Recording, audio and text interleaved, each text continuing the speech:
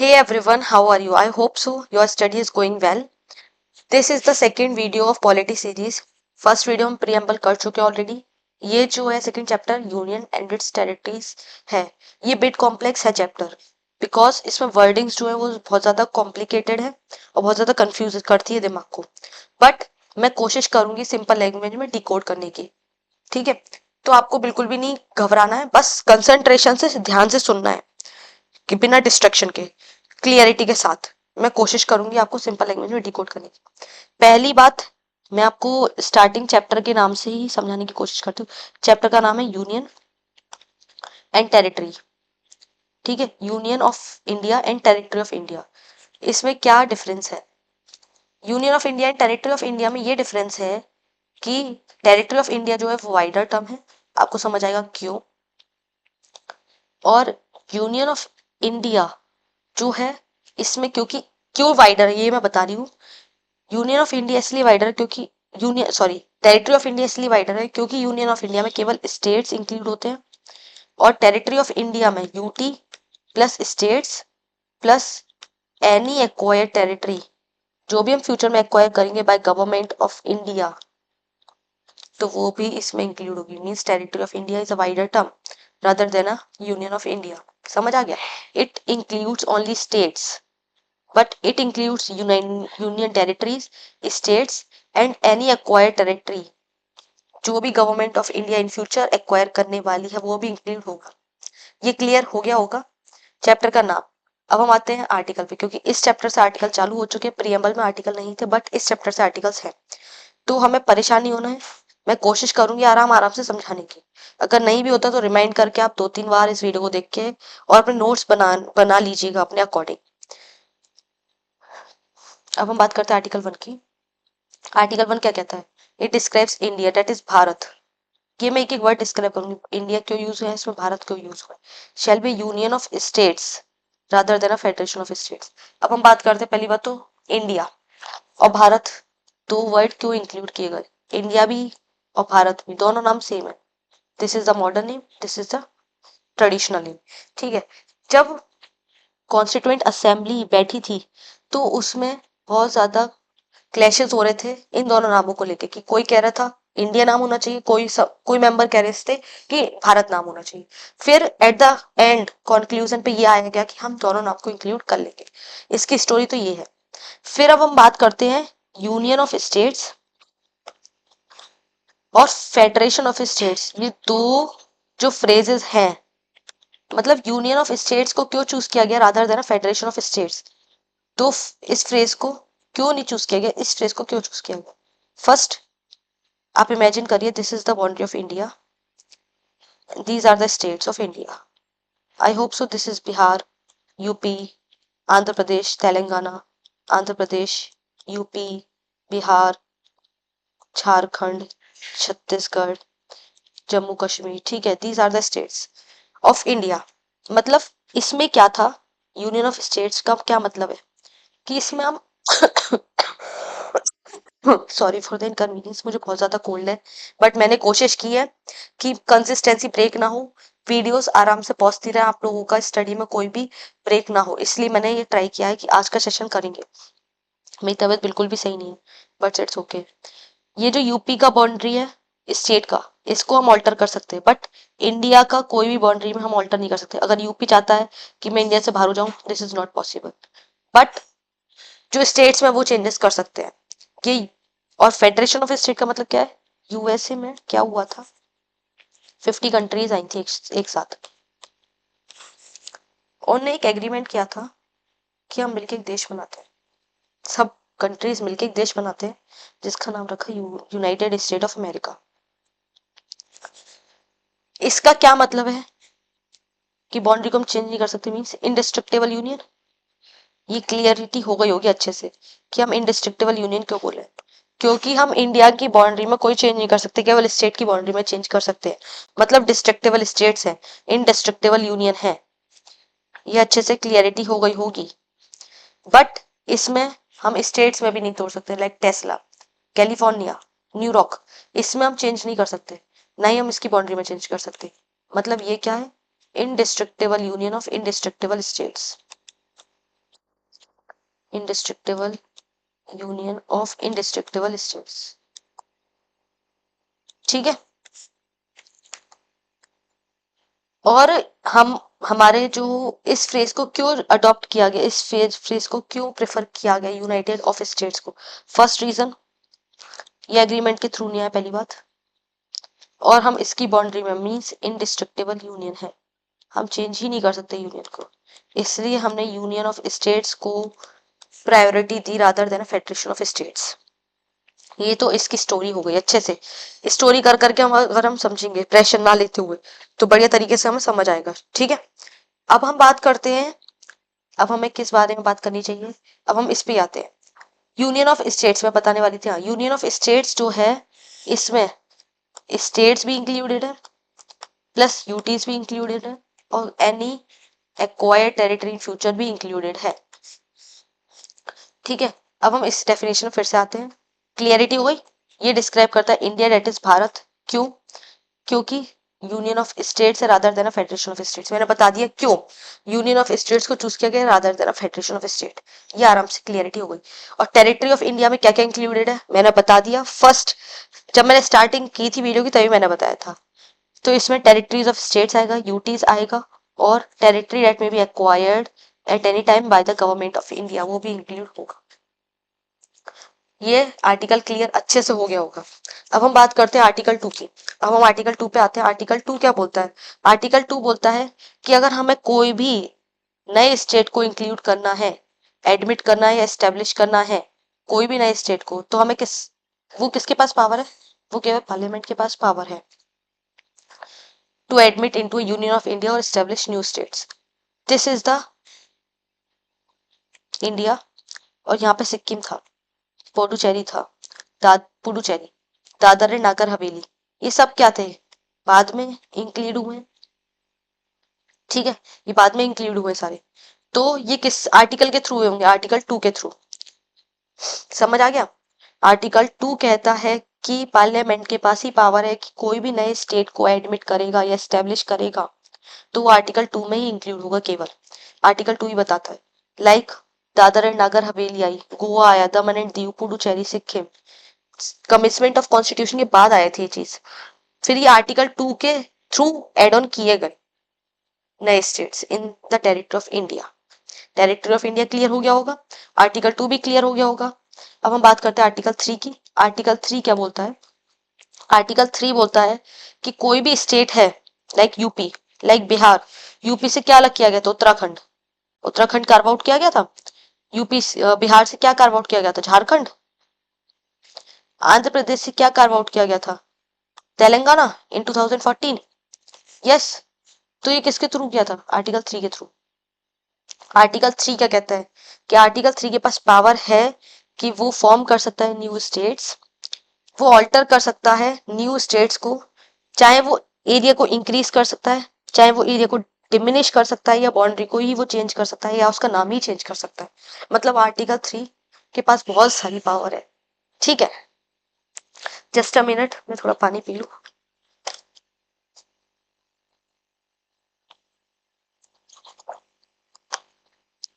क्योंकि बहुत ज्यादा कोल्ड है मुझे,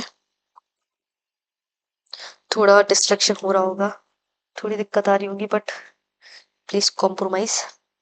ओके, अब हम बात कर रहे थे कि ये बाउंड्री को डिमिनिश भी कर सकता है, इंक्रीज भी कर सकता है, ऑल्टर भी कर सकता है बाउंड्री को, चाहे इसका कोई भी स्टेट का नाम चेंज कर सकता है, चाहे वो नया स्टेट फॉर्म कर सकता है। लाइक यूपी, यूपी का एरिया बड़ा था, इसने कम कर दिया, नया स्टेट कार्व आउट कर दिया उत्तराखंड। ठीक है, उसका क्या नाम रखा? उत्तराखंड। बिहार का एरिया इंक्रीज बड़ा था, फिर उसको डिमिनिश कर दिया, क्या निकाला? झारखंड। समझ आया? ये होता है, ये अच्छे से क्लियरिटी हो गई होगी कि आर्टिकल 3 और आर्टिकल 2 में क्या डिफरेंस है। आर्टिकल 2 कुछ नहीं, आर्टिकल 2 केवल नए स्टेट्स को इंक्लूड या एस्टेब्लिश कर सकता है, एडमिट कर सकता है नए स्टेट्स को। बट आर्टिकल 3 जो है स्टेट में से ही नए स्टेट को कार्व आउट कर सकता है, डिमिनिश कर सकता है, नाम को चेंज कर सकता है, इंक्रीज कर सकता है एरिया को, या डिमिनिश कर सकता है। लाइक यूपी के एरिया को डिमिनिश कर दिया, नया स्टेट कार्व आउट कर दिया। ठीक है, अब ये किसके थ्रू होता है, इसका क्या क्या प्रोविजन होते हैं वो हम इस बारे में बात करते हैं। ये पावर है पार्लियामेंट के पास। पार्लियामेंट में क्या क्या आते हैं, लोकसभा और राज्यसभा, ये यहाँ से स्टार्ट होगा, but with the prior permission of president. ये बिल को यहाँ पे पहुंचाया जाएगा। अगर प्रेसिडेंट ने मोहर लगा दी, एसेंट दे दी कि yes you can go for this, तो फिर यहाँ पे ये जाएगा। फिर प्रेसिडेंट के पास, प्रेसिडेंट जो है वो स्टेट लेजिस्लेचर में भेजेगा कि हम ये एरिया को कार्व आउट करना चाहते हैं। एक स्पेसिफाइड टाइम मिलेगा इसमें उस स्टेट को। अगर वो स्टेट मना कर देता है या हाँ कर देता है, या वो कुछ भी नहीं बोलता, बिल्कुल साइलेंटली बैठा रहता है, इससे कोई फर्क नहीं पड़ता। बस हमने उनको बताने के लिए भेजा है, उनको लगा है कि उनके पास पावर है, बट उनके पास कोई पावर नहीं है। उनको बस हमने बताने के लिए भेजा है कि हम आपसे परमिशन नहीं ले रहे हैं, ना कुछ कर रहे हैं, बस आपको बता रहे हैं, एक ना फॉर्मेलिटी कर रहे हैं बस। तो बट ये यस ही माना जाएगा, इसमें नो का तो कुछ है ही नहीं। ये सब पावर जो है यूनियन के पास ही है, स्टेट के पास कोई भी पावर नहीं है। बस स्टेट को फॉर्मेलिटी के लिए एक प्रपोजल भेजा जाता है स्पेसिफिक टाइम के लिए। अगर वो साइलेंटली बैठ जाते हैं या मना कर देते हैं या हाँ कर देते हैं, इससे कोई मतलब नहीं, हाँ ही माना जाएगा। फिर क्या होगा, प्रायर परमिशन मिल गई, स्पेसिफाइड टाइम के लिए एक लेजिस्लेचर में भेज दिया गया। फिर पार्लियामेंट के पास पावर है, बाय सिंपल मेजोरिटी वो इस स्टेट को अलग कर सकता है, कोई भी स्टेट से डिमिनिश कर सकता है, ऑल्टर कर सकता है, कुछ भी कर सकता है। आर्टिकल 2 और आर्टिकल 3 में भी जो चेंजेस आएंगे वो बाय सिंपल मेजोरिटी ही आएंगे। ठीक है, सिंपल मेजोरिटी क्या होता है, लोकसभा में जितने भी मेंबर्स प्रेजेंट होंगे उस टाइम, तो उसका 50+1 वोट चाहिए, 50% +1।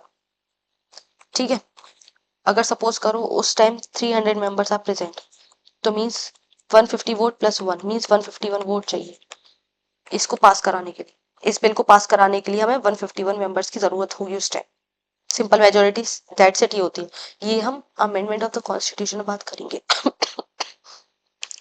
ठीक है, ये अच्छे से क्लियरिटी हो गई होगी।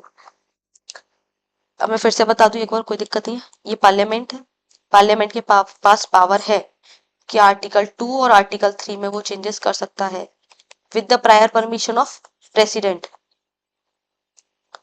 यहाँ पे बिल जो है राज्यसभा या लोकसभा कहीं से भी स्टार्ट हो सकता है।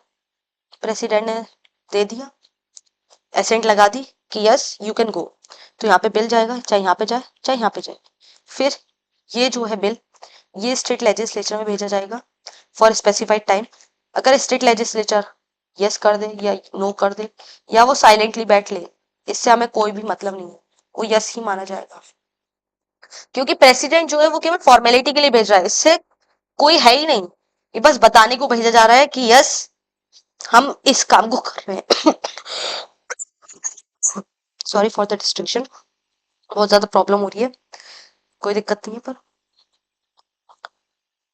स्टेट लेजिस्लेचर पे भेजा जाता है फॉर्मेलिटी के लिए, फॉर फॉर्मेलिटी ओनली। ठीक है, फिर क्या होता है, स्पेसिफाइड टाइम में बाय सिंपल मेजोरिटी ये पास कर दिया जाता है and by ordinary legislative process. Simple majority मैंने बताया क्या होता है, जितने मेंबर प्रेजेंट हैं उस टाइम, चाहे वो लोकसभा में चाहे वो राज्यसभा में, उसका 50+1 चाहिए, मतलब 50% +1। मैंने बताया था एज एन एग्जाम्पल 300 का, देखिए आप पीछे रिमाइंड करके देख सकते हैं। ये हो गई क्लियरिटी। ठीक है, इसका यही सिंपल सा मीनिंग है कि प्रोविजन क्या क्या है। मैं आपको प्रोविजन भी पढ़वा देती हूँ। It can be introduced in the parliament only with the prior permission recommendation of the president. जब ही बिल को इंट्रोड्यूस किया जाएगा पार्लियामेंट में विद द प्रायर रिकमेंडेशन, फिर वही बिल कहाँ पे भेज दिया जाएगा, स्टेट लेजिस्लेचर पे, जिसका हम चेंज कर रहे होंगे, for expressing the views with in a specified time. पर कोई बाइंडिंग नहीं होगा पार्लियामेंट में। पार्लियामेंट में कोई बाइंडिंग नहीं है, चाहे वो हाँ बोले ना बोले, उससे हमें कोई मतलब ही नहीं, हम उसका वेट ही नहीं करें, हम अपना काम कर डालेंगे। समझ आ गया? अब हम आते हैं, ये जो सारा मैंने प्रोसीजर बताया है ये आर्टिकल 4 में होता है। आर्टिकल 4 ये कहता है कि अमेंडमेंट जो भी होगा under article 2 and 3 are not to be consider under article 368। हम 368 जो है अमेंडमेंट ऑफ द कॉन्स्टिट्यूशन में पढ़ेंगे, जब हमें कॉन्स्टिट्यूशनल अमेंडमेंट करना होता है तो आर्टिकल 368 उस टाइम काम आता है। बट इसमें आर्टिकल 4 के अंडर में ही ये सब कुछ है कि हमें 368 के उसमें क्या होता है, मेजोरिटी, सिंपल मेजोरिटी से नहीं होता, उसमें जो है हमें थोड़ी ज्यादा मेजोरिटी चाहिए होती है। वो हम आने वाली वीडियोस में बात करेंगे। और आर्टिकल 4 में क्या होता है, कोई भी लॉ पास हुआ है वो सिंपल मेजोरिटी से पास हो जाएगा and by ordinary legislative process से पास हो जाएगा इजीली। आर्टिकल 4 में ही ये सब कुछ इंक्लूड है जो भी मैंने आपको ये बताया। ये सारी पिक्चर जो है आर्टिकल 4 की ये थी। ठीक है, आर्टिकल 1 2 3 4 आई होप सो क्लियर हो गए होंगे बढ़िया तरीके से। आर्टिकल 1 बता दिया, आर्टिकल 2 बता दिया, आर्टिकल 3 एंड आर्टिकल 4। अब एक चीज और, जस्ट अ मिनट। ठीक है, हमने आर्टिकल 2, आर्टिकल 3, आर्टिकल 4 के बारे में बात कर लिया। फिर क्या हुआ, जब पार्टीशन हुआ था तो वेस्ट बंगाल में एक बेरुबारी यूनियन के नाम से जगह थी, वो हमें पाकिस्तान को देनी थी। 1960 की बात है ये, तो हमें देनी थी। फिर जब सेंट्रल गवर्नमेंट ने डिसाइड किया तो इसमें क्या हुआ कि पॉलिटिकल एजिटेशन होने लग गया। फिर ये जो केस था ये सुप्रीम कोर्ट में भेजा गया फॉर क्लियरिटी। तो सुप्रीम कोर्ट क्या बोलता है, अगर हम कोई भी इंडिया की टेरिटरी बाहर को दे रहे हैं तो वो हम बाय स्पेशल मेजोरिटी से देंगे, सिंपल मेजोरिटी से नहीं देंगे। अगर हम कोई भी चीज एक्वायर कर रहे हैं, हम कोई भी पार्ट किसी भी कंट्री का या कोई भी कंट्री हम एक्वायर कर रहे हैं इन फ्यूचर, तो वो तो हम सिंपल मेजोरिटी से कर सकते हैं। भैया हम इंडिया की टेरिटरी ऐसे कैसे दे सकते हैं विदाउट एनी सिंपल मेजोरिटी से, हम कैसे दे सकते हैं? तो ये तो हम सिंपल मेजोरिटी से दे सकते हैं, एक्वायर तो कर सकते हैं। इंसान लेना दे नहीं सकता, अच्छे से ले सकता है, पर इंडिया भी हम क्यों दे अपनी इंडिया की टेरिटरी, ऑब्वियस सी बात है। एक्वायर जो है वो सिंपल मेजोरिटी से करेगा और जो हम देंगे, सीड करेंगे, तो वो स्पेशल मेजोरिटी के थ्रू होगा। ये हुआ था केस इन 1960। फिर क्या होता है, एक और केस होता है जिसका है 100 कॉन्स्टिट्यूशन अमेंडमेंट एक्ट, 2015 में होता है ये। जब बांग्लादेश और इंडिया, पहले क्या था, इंडिया में से कार्व आउट किए गए थे at the time of partition. एक बना ईस्ट पाकिस्तान, एक बना वेस्ट पाकिस्तान, एक बना ईस्ट पाकिस्तान। ठीक है, फिर इसको लिबरेट कराया गया बाय थ्रू इंडिया, इसका नाम रखा गया बांग्लादेश। उस टाइम क्या था, जब पार्टीशन हो रहा था तो कुछ हिस्से हमारी इंडिया के वो बांग्लादेश में थे और कुछ बांग्लादेश के हिस्से हमारी इंडिया में थे। ये जो थे 111 इनक्लेव थे हमारी इंडिया में बांग्लादेश के, और हमारी इंडिया के कितने इनक्लेव थे, इसको इनक्लेव बोलेगा, 51 इनक्लेव थे। फिर क्या हुआ, ये ये जो मैटर था सॉल्व हो गया और इसको हम 100 कॉन्स्टिट्यूशनल अमेंडमेंट एक्ट बोल रहे हैं। बांग्लादेश, एक बात और बता दूं, ज्योग्राफी की बात है, बांग्लादेश जो हमारा लॉन्गेस्ट बॉर्डर है, ठीक है, लॉन्गेस्ट बॉर्डर, इसमें ये हुआ था कि exchange of territories with Bangladesh. तो ये सारा इसका पिक्चर था, स्टोरी था, ये सब हम स्टोरी के थ्रू ही अच्छे से याद कर रहे हैं। मैं एक और बार समझा देती हूँ, 100 कॉन्स्टिट्यूशनल अमेंडमेंट एक्ट क्या हुआ था, कुछ पार्ट इंडिया में था पाकिस्तान का, बांग्लादेश का, जिसको हम पहले ईस्ट पाकिस्तान बोलते थे, और कुछ पार्ट इंडिया का बांग्लादेश में था जिसको हमने लिबरेट कराया था, ईस्ट पाकिस्तान को। फिर ये जो था थोड़ा कॉम्प्लिकेटेड हो गया था केस, इसको सॉल्व करने के लिए बांग्लादेश के कितने एनक्लेव थे, 111, और इंडिया के कितने एनक्लेव थे बांग्लादेश में, 251। इसको सॉल्व कराने के लिए 100 कॉन्स्टिट्यूशनल अमेंडमेंट एक्ट होता है। जब हम इंडिया से ले रहे थे, मतलब इंडिया ले रही थी, तो सिंपल मेजोरिटी से पास हो गया, और जब इंडिया दे रही थी तो किससे होगा, स्पेशल मेजोरिटी से। ये मैं अच्छे से बताऊंगी, स्पेशल सिंपल मेजोरिटी, आने वाले लेक्चर्स में, क्योंकि बहुत ज्यादा खिचड़ी पक जाएगी, बहुत ज्यादा कॉम्प्लिकेटेड हो जाएगा एक चीज। तो हम इस चीज को आराम से क्लियरिटी करके धीमे धीमे समझेंगे, क्योंकि कुछ बच्चे इसमें नए भी हो सकते हैं, ये नहीं जरूरी नहीं है कि सब कुछ पुराने वाले ही बस रिवाइज करने आए हैं। कुछ हो सकता है न्यू भी हो स्टूडेंट्स या एस्पिरेंट्स, तो उनको दिमाग में क्लियरिटी अच्छे से बैठी रहे, क्योंकि बहुत ज्यादा समझा दूंगी और बहुत ज्यादा लंबी कर दूंगी वीडियो को तो कुछ ज्यादा समझ नहीं आएगा। फिर वही होता है, ना नोट्स बन पाते ना रिवाइज हो पाता अच्छे से। ठीक है, ये समझ आ गया। अब हम बात करते हैं क्या हुआ था जब हमारा इंडिया इंटीग्रेट हो रहा था at the time of independence. India दो टाइप में, दो उसमें था, पार्ट में। उस टाइम क्या हुआ था, एक तो प्रिंसली स्टेट्स थे और एक ब्रिटिश प्रोविंसेस थे। ब्रिटिश प्रोविंसेस जो थे वो डायरेक्ट फॉर ब्रिटिश रूल में ही आते थे, बट इसमें नेटिव रूल किंग होता था जो पर ब्रिटिश के अंडर ही रूल करते थे, ब्रिटिश के ब्याह पे। जैसे कि अभी सीएम रूल कर रहे हैं अपने स्टेट, स्टेट इंडिपेंडेंट है वो सीएम, बट उनके पास ऊपर भी कोई बैठा है, यूनियन, पीएम, ठीक है। तो ऐसे ही प्रिंसली स्टेट्स थे और ब्रिटिश प्रोविंसेस थे जो डायरेक्ट ब्रिटिश के अंडर में आते थे। फिर क्या हुआ, गवर्नमेंट आती है। उस टाइम प्रिंसली स्टेट्स जो थे वो 552 थे। जब इंडिपेंडेंस हो गया था उस टाइम 3 ऑप्शन दिए गए थे प्रिंसली स्टेट्स को, चाहे वो इंडिया में मर्ज हो जाए, चाहे वो पाकिस्तान के साथ चले जाए, और चाहे वो इंडिपेंडेंट रहे। Then 549 states are ready to come with India. फिर बचे 3 स्टेट्स, उनका नाम क्या क्या था, हैदराबाद, जूनागढ़ एंड JNK, जिसका सेपरेट कॉन्स्टिट्यूशन था, ठीक है। पर हैदराबाद को तो हमने कैसे लिया, बाय पुलिस एक्शन। जूनागढ़ को हमने कैसे लिया, जूनागढ़ को हमने लिया बाय मींस ऑफ रेफरेंडम। और कश्मीर के साथ एक इंस्ट्रूमेंट ऑफ एनेक्सेशन साइन हो गया। ये सब मैं आने वाली वीडियोस में बताऊंगी, बहुत ज्यादा कॉम्प्लिकेटेड हो जाएगा अगर मैं सब कुछ बता दिया। बस एक पिक्चर रखिए माइंड में कि क्या क्या हुआ था। प्रिंसली स्टेट्स थे 552, ब्रिटिश प्रोविंसेस होते थे वो डायरेक्ट ब्रिटिश रूल के अंडर में आते थे, और प्रिंसली स्टेट्स जो थे वो नेटिव किंग होता था, बट जो पैरामाउंट था वो ब्रिटिश ही था उस टाइम। जब कॉन्स्टिट्यू वो at the time of independence, तो 552 प्रिंसली स्टेट्स थे, जिसमें कि 549 तो हमारी इंडिया के साथ आ गए, बट जो 3 बचे थे, 3 कौन कौन, 3 कौन से थे, वो हैदराबाद, जूनागढ़ एंड कश्मीर। हैदराबाद को तो पुलिस एक्शन के थ्रू ले लिया गया, जूनागढ़ को रेफरेंडम के थ्रू, और कश्मीर को इंस्ट्रूमेंट ऑफ एनेक्सेशन साइन करके ले लिया गया, ठीक है। ये तो इसकी थी पिक्चर। फिर क्या हुआ, जब 1950 में कॉन्स्टिट्यूशन बना, तो जो हमारी स्टेट्स और टेरिटरीज थी इंडिया की, वो 4 पार्ट में, 4 पार्ट में क्लासिफाई की गई। Part A, part B, part C and part D, ठीक है। Part A, part B, part C, part D, clear, उसको क्लासिफाई किया गया किस किस में, पार्ट ए में, पार्ट बी में, पार्ट सी में और पार्ट डी में। बस इतना ही याद रखना है, इसमें इसमें नाम वगैरह नहीं पूछता। फिर क्या हुआ, ये हो गई पूरी बात at the time of independence.